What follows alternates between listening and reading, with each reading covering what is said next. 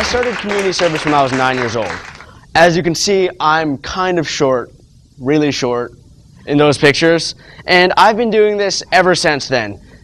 You can see by these pictures that in the more recent ones, I've kind of gotten taller, got rid of that really annoying little mustache thing I had.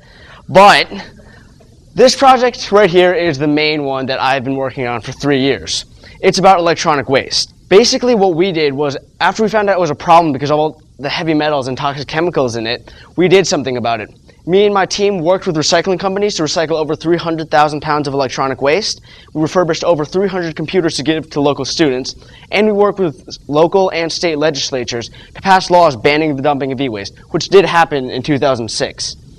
And actually, that picture was a little bit further on. And these pictures here they were the next step of our project. We brought it to other countries. We refurbished these computers and sent them to areas in other countries such as Sri Lanka, Mexico, and Kenya that needed information technology. So this is why I'm here now. And as you can see, I'm only one of them in the picture. There's a lot more of them than there are me.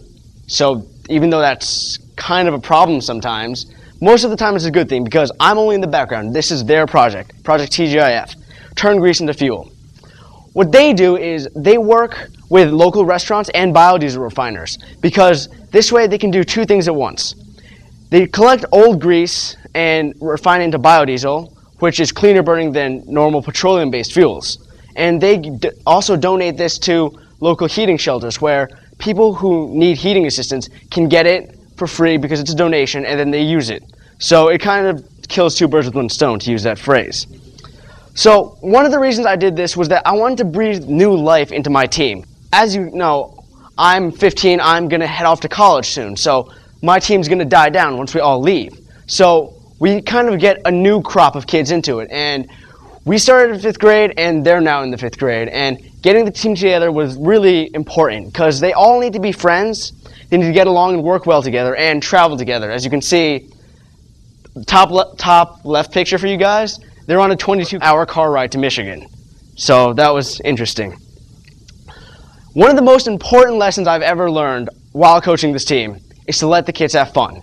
Fun is an incredible motivator for all of these kids. For example, if they have fun at the meetings, they don't want to go home after because it's just work.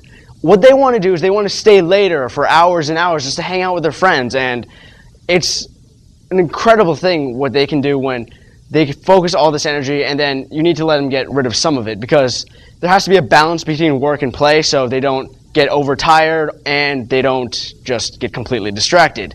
But I think this video speaks better than anything else I can say to the kind of fun they have on the team.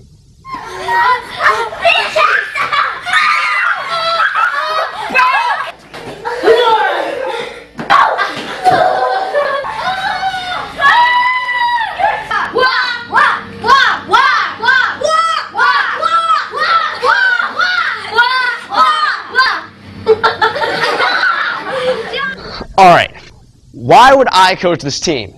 Because these kids, as I remember when I started out, I didn't really have much experience with the entire process of starting a venture and talking to people, going out and doing stuff. At that age, I didn't know what worked and what didn't work, and that was part of what I was doing mentoring this team. For example, they need skills with speaking, how to talk to people. I mean, some of them were shy at the beginning, and for these projects, you need to be able to go out and talk to complete strangers like you've known them for years and tell them everything you can about your project. Also, like for the top left picture here, graphic design. I mean, as simple as these things seem, they're the basics, and to get the word out, you need flyers, pamphlets, news articles that you need to grab people's attention and tell them about your project, or else they won't get involved with you. Also, something important that we kind of take for granted is research. At the 5th grade level, most kids don't research that much, besides for some small school projects. And for these things, you need to be able to separate what's important from what's not. Okay, when I was that age, one of the coaches I had was a teammate's mom, Mrs. Brody. And she always told us to sell it, baby.